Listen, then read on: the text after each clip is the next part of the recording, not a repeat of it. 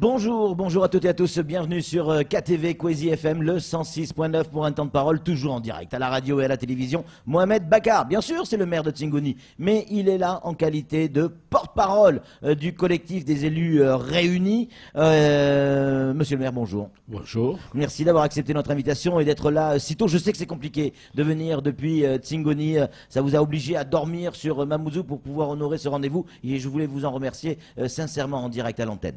Monsieur le maire, la situation aujourd'hui, elle est compliquée pour le monde économique, pour la vie d'une manière générale de Mayotte. Où est-ce que vous en êtes, vous, les élus, avec, en termes de négociation, avec l'État, avec cette délégation? Je voudrais d'abord dire bonjour à tous nos téléspectateurs et téléspectatrices. Et puis, effectivement, nous avons quand même connu une situation assez difficile. Cela fait déjà plus de 6 semaines que la population est dans la rue pour réclamer ce qui est de droit à la sécurité et la lutte contre l'insécurité liée par l'immigration clandestine. Nous avons fait un communiqué de presse il y a déjà 2 semaines pour demander à ce que la population lève les barrages et qu'on engage la discussion avec les émissaires, la mission qui est sur place, pour plusieurs points. Déjà sur le plan sécuritaire, que l'État puisse faire son travail, mais aussi discuter sur le développement de ce territoire. Donc le fait de lever les barrages, ça permet aux gens de circuler effectivement, de ne pas prendre la population en otage. Je crois que le mouvement en a eu les échos en métropole, puisque ça fait bouger l'État. Pour la première fois, à la représentation nationale, l'État reconnaît son échec collectif. Et ça, à mon avis, il s'agit d'une belle victoire. Maintenant, il faut construire cette victoire. Est-ce que vous avez retrouvé, je dis bien retrouver, l'unité des élus sur ces négociations qu'il faut avoir? On a vu, Mohamed Bakar, on a vu avec la Réunion, même s'il y a des gars d'extrême droite à l'extrême gauche, tous ensemble, ils arrivent à avoir un porte-parole et un message clair, tous ensemble, même s'ils sont à l'opposé sur le plan politique. À Mayotte, c'est toujours compliqué. Est-ce que vous avez réussi aujourd'hui à trouver cette unité? Ça fait une deuxième victoire puisque, pour une fois, nous avons créé un comité de coordination pour la défense des intérêts de Mayotte. Et ça, ce comité de coordination réunit l'ensemble des élus du territoire, quelle que soit la tendance politique, aussi bien les parlementaires, CD et municipaux, et toutes les élus. Mais on est parti encore plus loin que ça, puisque l'idée, c'est de parler d'une seule voix. Ce qu'a toujours demandé les Mahorais, que les élus parlent d'une seule voix. Bien sûr. Alors ça réunit aussi le collectif, la société civile, les socioprofessionnels et tout ce qui est le technicien des collectivités qui travaillent actuellement à Mayotte. Donc nous devons tous unis pour le développement de ce territoire. Donc pour moi c'est aussi une deuxième victoire puisque pour une fois on arrive à réunir tout le monde. Mohamed Bakar, cette grève elle va s'arrêter un jour ou l'autre, on est d'accord? Tôt ou tard ça va s'arrêter et on espère le plus vite possible pour laisser place évidemment aux négociations actives, mais il va y avoir le plus dur qui reste à faire, c'est-à-dire la relance. Relancer de toute l'île, relancer l'économie, relancer les bus pour aller à l'école, relancer les gamins pour aller à l'école. Il y a tout à faire. Le préfet a dit qu'il mettait, non pas la pression, mais un coup d'accélérateur sur toutes les factures qui sont en cours de paiement, que ce soit au niveau de l'État, au niveau des collectivités, les mairies, le conseil départemental. Est-ce que ça fait partie du plan de relance? Accélérer le processus de paiement. En clair, est-ce que l'État vous a donné la possibilité de faire ce qu'il vous demande de faire? Écoutez, ce que nous cherchons tous l'intérêt pour que ce pays, ce territoire puisse développer. Alors, nos revendications au niveau des élus, c'était très clair. La première chose, c'est qu'on se disait que le statut de Mayotte n'est pas à négocier. Ça, je crois qu'on a eu une affirmation de l'État sur ce point-là. Deuxièmement, la reconnaissance du statut de Mayotte au niveau de la région, notamment par rapport à nos homologues comoriens, qui doivent reconnaître que Mayotte, c'est un département français. On va en parler à partir de là, on discute. Alors, sur le plan de relance, effectivement, on commencera par, effectivement, puisque les entreprises ont souffert, ou souffrent, je peux le dire jusqu'à maintenant, l'idée, c'est de, effectivement, faire en sorte que... D'accélérer les paiements. Voilà, au moins qu'on donne une première accélération sur mais est-ce que vous avez de l'argent pour payer? Parce que la problématique a toujours été là. Si l'État nous paye déjà, nous donne ce qu'il nous doit... C'est pas encore le cas? Ben non, c'est pas le cas parce que... Donc l'État vous demande de payer plus vite, mais vous donne pas l'argent qu'il vous doit. Tout à fait, parce que très souvent, les projets que nous réalisons, on utilise notre trésorerie.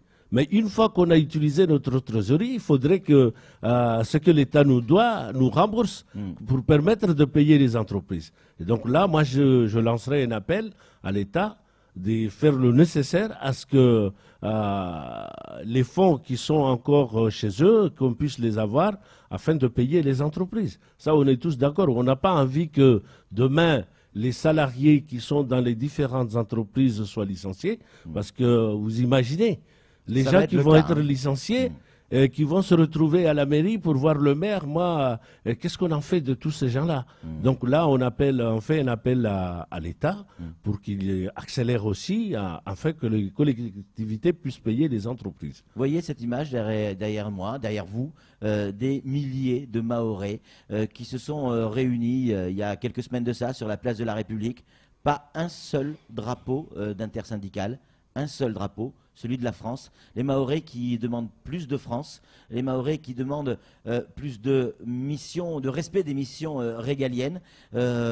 Aujourd'hui, on est dans une situation très claire. Ceux qui continuent à barrer les routes disent on lèvera ces barrages lorsque l'on pourra renvoyer les Comoriens qui sont bloqués actuellement au CRA dans leur pays. Or, hier et il y a quelques semaines de cela, le ministre des Affaires étrangères a fait des déclarations et a expliqué que ce n'était pas encore à l'ordre du jour, même s'il était ouvert au dialogue. Vous avez réagi fortement hier. Vous avez parlé d'un gouvernement lâche comorien.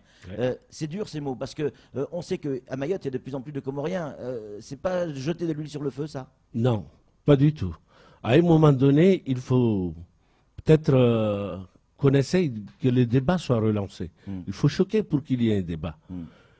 Ce qui m'étonne, ce qui nous étonne, nous, les élus de Mayotte, c'est que derrière tout ça, je pense que l'État comorien maintient la pauvreté pour pouvoir contrôler la population. Au lieu de parler, de chercher à créer les conditions permettant de fixer la population aux Comores, il rejette toujours la responsabilité sur les élus de Mayotte, sur la France, si on souffre parce que la France, si on fait ça parce que la France. Non, à un moment donné, il faut qu'ils arrêtent, qu'ils prennent leurs responsabilités. Ils ont une population, cette population a besoin d'avoir une vie meilleure. C'est ça ce que demande la population comorienne. Et dans tout ça, ceux qui souffrent, c'est surtout ceux qui sont en Juan. En Juan, quand même, c'est une très grande île. Peut-être pas même surface que la Grande Comore, mais quand même c'est une île avec une population qui doit être respectée. Et que quand on entend un ministre des Affaires étrangères qui dit que les gens qui sont à Mayotte n'ont rien à voir aux Comores parce que ce sont des gens illettrés, qui n'ont pas de formation, qui n'ont pas de ceci, eh bien, pour moi, c'est choquant. Si je dis que l'État, quand même, par rapport à cette attitude, c'est une attitude assez lâche, parce que tout simplement, on n'est jamais responsable de ces actes. Mais ça c'est un constat, monsieur le maire. Ça, c'est le constat. D'accord, c'est un avis, il est respectable. Mais quelles sont les solutions? Comment on peut faire? On a une île, Anjouan, qui est à 60-70 bornes de Mayotte. Mayotte, française. L'un des pays les plus riches au monde. Anjouan, l'une des îles de l'Union des Comores. L'un des pays les plus pauvres au monde. 60 km nous séparent, 70. Comment on peut gérer le problème? Est-ce qu'on peut le régler? Mais, monsieur Patrick, dans tous les pays, il y a des pays où les frontières sont terrestres. Alors que les pays sont beaucoup plus ou moins développés. On ne connaît pas ce problème-là. Le problème, les pays ne réclament pas non plus, ne revendiquent pas le pays. Du tout. Parce que quand les Comores revendiquent Mayotte. Eh bien, ils revendiquent le Mayotte parce qu'ils confondent l'archipel et l'État. L'Union de Comores, je suis désolé, l'Union de Comores, c'est 3 îles. Mayotte ne fait pas partie de l'Union de Comores. Les Mahorais ont choisi leur destin et les Comores ont choisi le leur. Maintenant, mais clairement, il est directement lié. On le voit aujourd'hui. Mais lié comment? Puisqu'on n'est pas... Ils sont sur le territoire mahorais. Mais ils sont dans le territoire mahorais parce qu'ils fuient la misère de leur pays. Et ça, sur le plan humain, on peut comprendre. Bien sûr. Mais on ne peut pas l'accepter parce que Mayotte non plus ne peut pas prendre tout la population de Comores ou ceux qui sont dans les environs de Mayotte, de ramener à Mayotte. C'est pas possible. On n'a pas les structures d'accueil qu'il faut. Mayotte souffre aujourd'hui, même la population mahoraise n'a pas d'endroit pour dormir. Il faut qu'on attaque la politique de logement, la lutte contre l'habitat indigne. Vous imaginez les bidonvilles qui se sont développés à Mayotte, c'est plus que les villages de Mayotte. On ne peut pas accepter des situations pareilles. Aujourd'hui, l'État comorien, je suis désolé, ils ont fait des assises récemment. Mais qu'est-ce qu'a donné ces assises? Pour dire que la France, c'est à cause de la France qu'on souffre. On n'est jamais responsable de ces actes. À un moment donné, il faut que les dirigeants comoriens se mettent autour d'une table pour voir qu'est-ce qu'on peut faire pour développer notre pays, permettant à la population de rester chez nous et de ne pas être chassés de partout. On l'a vu à Madagascar, on l'a vu aux Zanzibar, aujourd'hui à Mayotte, demain c'est peut-être... mais arrêtez. Et vous dites, mais certainement à juste titre, les élus comoriens doivent développer les Comores aux Comores. Ben oui. C'est clair. Est-ce que les élus mahorais ont développé Mayotte à Mayotte? Quand on voit la situation aujourd'hui, pardon monsieur le maire, on se pose la question, certains observateurs ont le sentiment d'avoir reculé. Je ne crois pas parce que Mayotte, dans le temps, nous, quand on était jeunes, Mayotte n'était pas comme ça. C'est grâce aux efforts que les élus mahorais ont fait. Aujourd'hui, et de vol et de cambriolage. Aujourd'hui, il est vrai que le développement Mayotte n'est pas, disons, au niveau des autres départements et territoires d'outre-mer. C'est ce qu'on demande aujourd'hui, qu'il y ait un plan d'urgence, un plan d'urgence sur la sécurité, mais aussi un plan d'urgence pour mettre à niveau les collectivités de Mayotte. Les efforts se font. Si tout le monde court pour venir à Mayotte aujourd'hui, pour deux raisons, parce que pour avoir une vie meilleure, et deuxièmement, parce que tout simplement, c'est une possibilité de rentrer dans l'Europe et de rentrer dans la France. Vous voyez, un département français qu'on a pris, par exemple le département de Paris, qu'on met entre l'Afrique et Madagascar, vous imaginez. Ça veut dire que tout le monde souhaiterait venir à Mayotte. Aujourd'hui, il va falloir qu'on réfléchisse, parce que même si l'État met tous les moyens qu'il faut, on aura toujours des gens qui viendront à Mayotte. Toujours. Il faut des structures d'accueil. Dans un premier temps, comment on accueille ces gens-là? Et j'en appelle à la population mahoraise, parce que nous, on court-circuite le travail de l'État, en fait. Quand on héberge ces gens-là chez nous, ça veut dire qu'on fait le travail de l'État. Il ne faut quand on les chasse aussi. Quand on ne les chasse pas. Il y a des décasages en ce moment. Non. Ça, c'est pas de décasage. Le décasage. Alors, pourquoi aujourd'hui les Mahorais n'acceptent plus cette situation? Vous savez, même s'il y avait 1 million de personnes à Mayotte, s'il n'y avait pas ce problème d'insécurité, je ne pense pas que les Mahorais allaient réagir de cette façon. C'est vrai. Nous sommes quand même une population très accueillante à Mayotte. On accueille les gens, malgré les difficultés qu'on connaît entre les Comores et Mayotte, on les accueille quand même chez nous. Le Mahorais ne payait pas de l'impôt auparavant. Aujourd'hui, il paye l'impôt. Aujourd'hui, le Mahorais, il ne peut pas. Il est menacé par la loi. Vous hébergez quelqu'un en situation irrégulière. Vous savez que vous encourez 5 ans d'emprisonnement et 30 000 € d'amende. Bien sûr. Vous voyez, donc on ne peut pas. Aujourd'hui, si c'est le Mahorais qui dit non, écoutez mon ami, j'ai fait le nécessaire auparavant, aujourd'hui je ne peux pas continuer comme ça, eh bien, on dit que les Mahorais sont xénophobes, racistes, machin, etc. Non, les Mahorais n'ont jamais été racistes. On a toujours été accueillants, mais la situation aujourd'hui ne le permet plus.